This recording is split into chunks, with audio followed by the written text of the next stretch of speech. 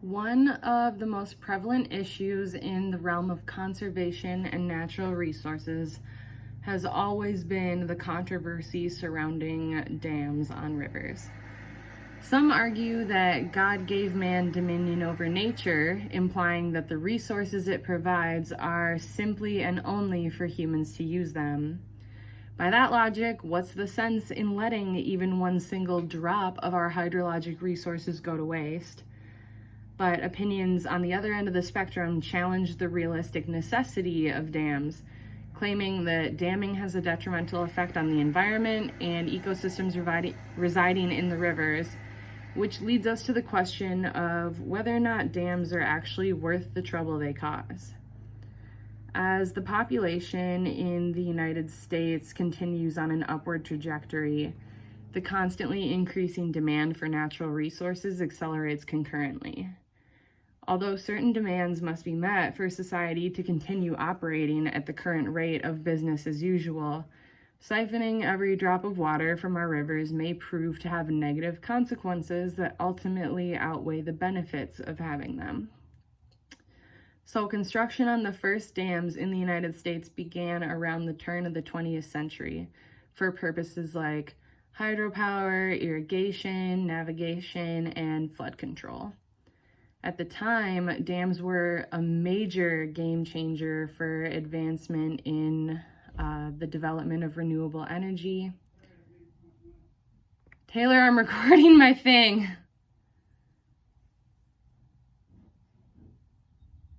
Sorry. It's okay. Just get out of here. Newspaper headlines unapologetically boasted the proud technological advancements in hydropower. Headlines like, "Old Man River running wild to the sea, bows to the march of progress." Little did they know, they were tragically unaware of the unforeseen circumstances that would arise in direct response to dam construction, including climate change in the area surrounding the dams, struggling fish populations, and provoking eco-terrorism. The biggest dams in the country include the Hoover Dam in Nevada and the Glen Canyon Dam on the Utah-Arizona border, both along the Colorado River. The Missouri River also faces many of the same struggles, lined with 6 dams from Montana to Missouri. The Hoover and Glen Canyon dams in particular allow humans to survive in a harsh desert environment that would otherwise be unfarmable and unlivable land. Lake Mead and Lake Powell, artificially created by the Hoover and the Glen Canyon respectively, provide water to 40 million people on the West Coast, and millions more along the river rely on them for electricity and flood control. Despite this, someone with authority on the science behind the situation should have been commissioned at some point to research preventative measures and figure out the possible outcomes of dam construction, because it ended up to be very bad for the environment.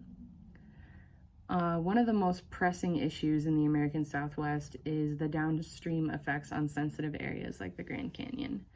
How is the new flow regime due to the dam impacting erosional patterns in the Grand Canyon? Is the lack of sediment in the water creating more erosion and less deposition? What are the effects of deliberate controlled flooding, and how can we use them to our advantage? These questions and many more remain unanswered despite decades of research, and there's still so much work to be done. So far, scientists have found that erosion is unarguably an issue here, specifically as a result of building the dam.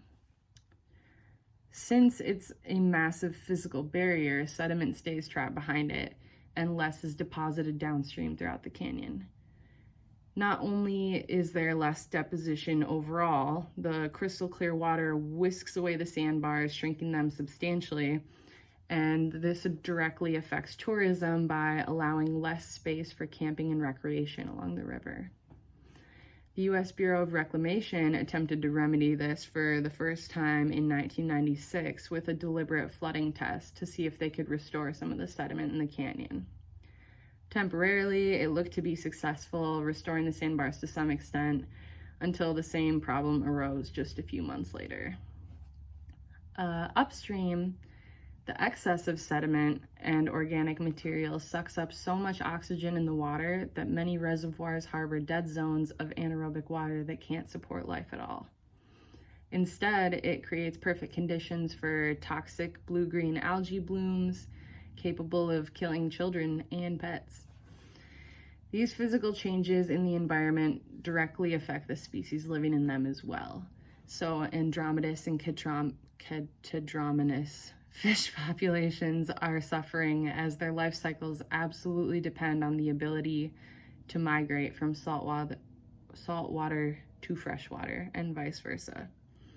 The dam's physical presence is enough to have a crippling effect on the species, even without considering the chain reaction caused by an imbalanced ecosystem. So less sediment flow means less nutrients in the water, which makes it less able to support life, which means less organic matter in the water, which limits the biodiversity of aquatic species that can survive there.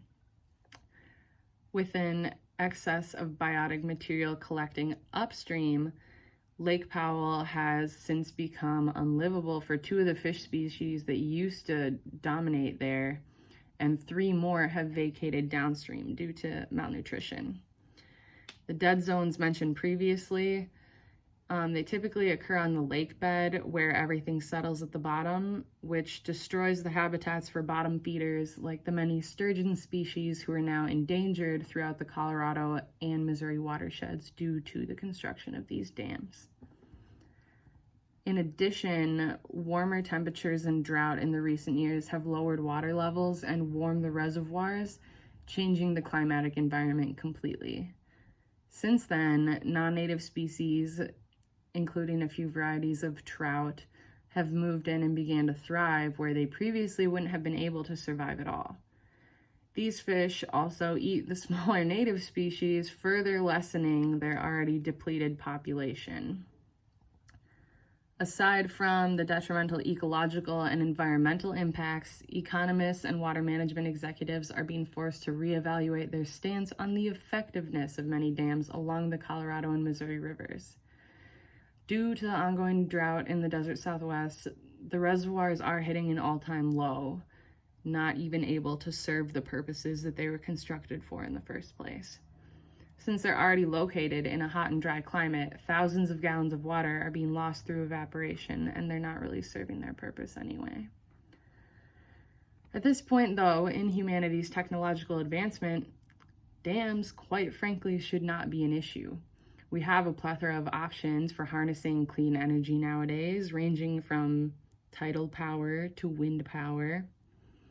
Tidal power is a major breakthrough since tides are absolutely reliable, in sync with the moon's gravity, opposed to hydro and wind power that are dependent on day-to-day and seasonal weather patterns. Underwater tidal turbines also leave the natural landscape around them relatively undisturbed, so they're really not hurting anybody. The environmental effects of wind turbines are also quite minimal. Aside from whacking an average about 4 birds annually, they really don't get in anybody's way too much. They do take up a little bit of space, but other than that, it's really not an issue. In fact, most dams could be replaced with less than 10 wind turbines, and that would produce the same amount of energy that we're getting from the dams that aren't doing their jobs.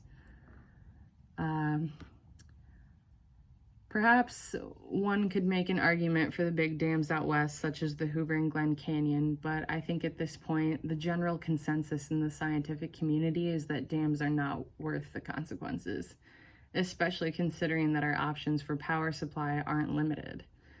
If we spent as much time, energy, and money researching the consequences in order to avoid them altogether, as we did coming up with methods to fix them, like the nonsensical salmon cannon videos or fish ladders so that they can jump up over the dam, they would have never been required in the first place.